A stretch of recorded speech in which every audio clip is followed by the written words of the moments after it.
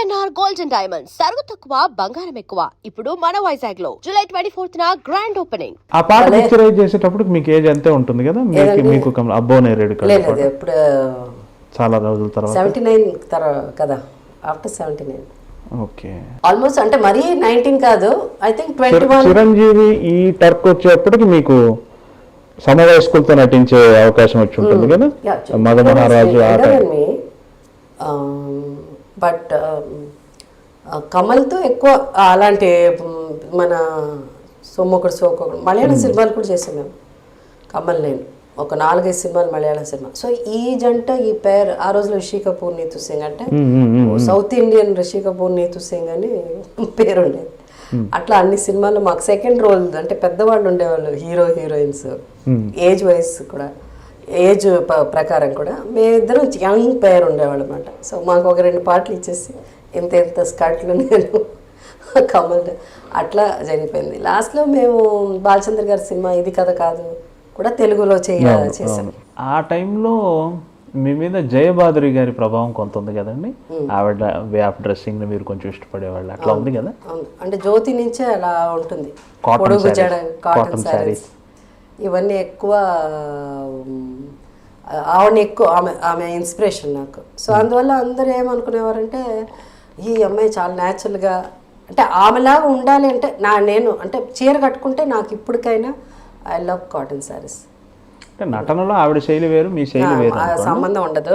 But కొంచెం అట్లా follow అయ్యేదండి, జయబాద్రి గారు ఫాలో అయ్యేది. ఇంకెవరు ప్రభావం ఉందండి మీ మీద? అంటే అప్పుడప్పుడు ఏ స్మితా పాటిల్, షబానా, రేఖ బ్లౌజెస్ ఎంత అంటే రేఖ ఆమె పైగా రేఖ నేను ఎక్కువ నా క్యారెక్టర్స్ తెలుగులో, హిందీలో ఆమె ఎక్కువ చేసేది. ఆమె క్యారెక్టర్స్ హిందీ నుంచి తెలుగు రీమేక్ చేసేటప్పుడు నేను ఎక్కువ చేశాను.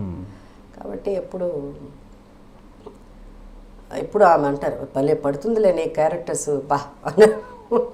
ఎప్పుడైనా ఈ రేఖ హేమాలిని వీళ్ళంతా కలిసినప్పుడు మీతో ఏ లాంగ్వేజ్లో మాట్లాడతారు? హేమాలిని గారు పెద్ద పరిచయం లేదండి, కనిపించినప్పుడు ఏదో పెద్ద అంత ఇది లేదు. అంటే తెలుగు వాళ్ళే కదా హేమాలిని తెలుగు తమిళ. రేఖ గారు తెలుగులో మాట్లాడతారు, షీ స్పీక్స్ ఇన్ తెలుగు. నేను ప్రొడ్యూసర్ కదా, ఆమె పెట్టి సినిమా తీసాం కదా, మేరా పతి సిర్ఫ్ మేరా హై, నితిన్ కపూర్ నా మొగుడు నాకే సొంతం, నితిన్ కపూర్ గారు ప్రొడ్యూసర్.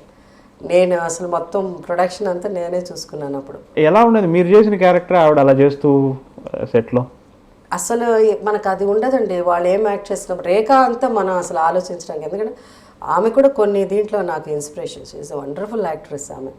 ఇంకా అక్కడ వెళ్ళేసరికి ప్రొడ్యూసర్ కదా, ఈ కాస్ట్యూమ్స్ ఆ కాస్ట్యూమ్స్ వాళ్ళు వస్తున్నారా, ప్రొడక్షన్ చూసుకునే వాళ్ళం కదా, భోజనాలు వచ్చిందా, కరెక్ట్ టైం. ప్రొడ్యూసర్గా ఉంటే ప్రొడ్యూసర్ అంతే, మా ఆయన ప్రొడ్యూసర్ నేను ప్రొడక్షన్. ఏదైనా అంతే కదా. అంటే ప్రొడక్షన్ అంటే కాస్ట్యూమ్స్ అంతా.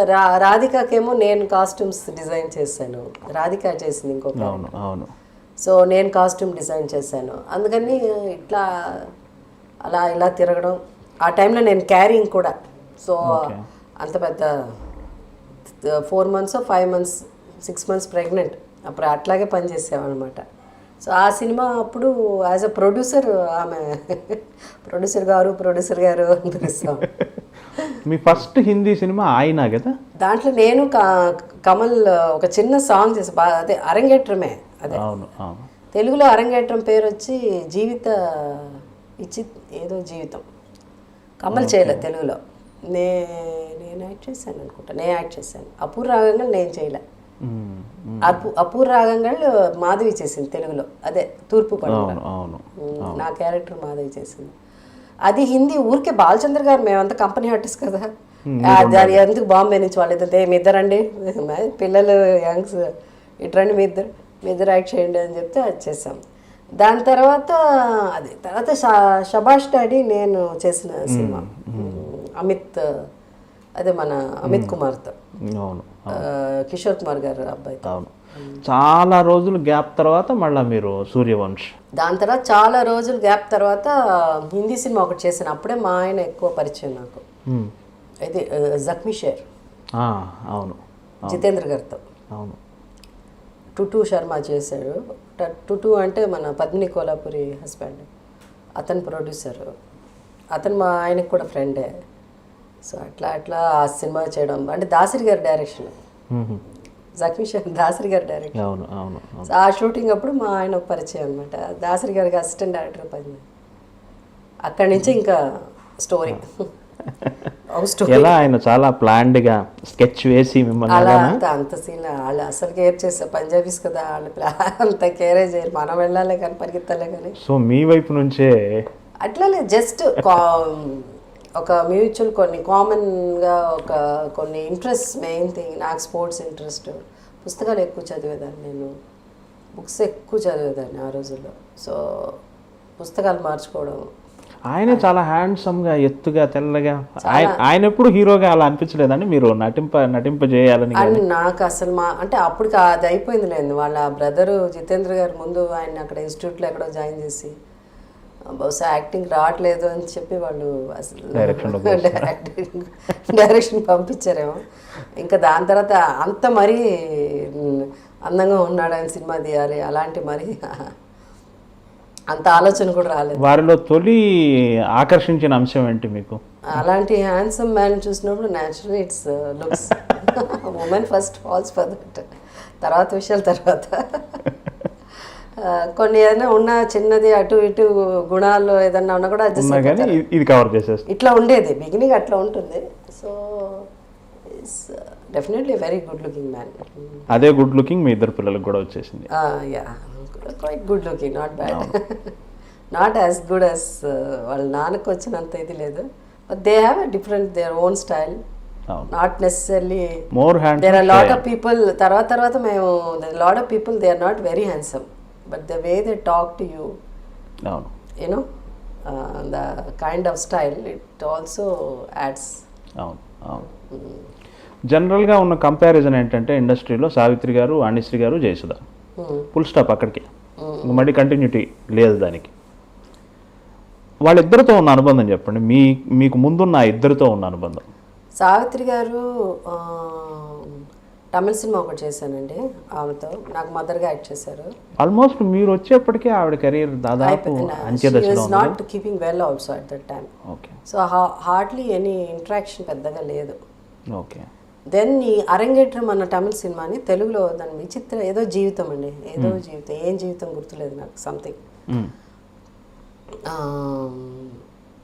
గుళ్ళపల్లి నాగేశ్వరరావు గారు తెలుసు కదా, వెరీ వాస్తు ఇది అంతా వెరీ ఫేమస్, బట్ ఆయన యాక్చువల్లీ ఈజ్ అ ప్రొడ్యూసర్.